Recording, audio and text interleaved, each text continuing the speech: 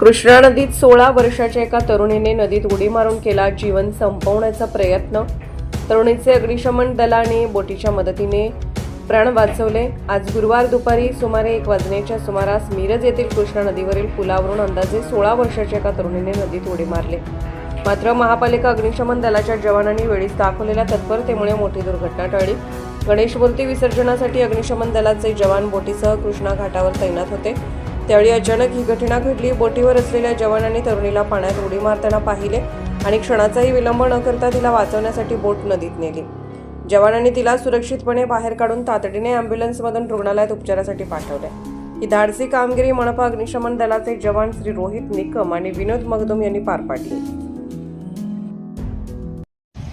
माननीय आयुक्त साहेब यांच्या आदेशाने तसेच अग्निशमन अधिकारी यांच्या आदेशाने कृष्णाघाट मिरज येथे 1.5 दिवसाच्या गणपती विसर्जन कामी यांत्रिक बोटीसह सज्ज असता नदीपात्रामध्ये एका मुलीने उडी मारून आत्महत्या करण्याचा प्रयत्न केला असता यांत्रिक बोटीच्या साहाय्याने त्या मुलीला सुखरूप बाहेर काढले।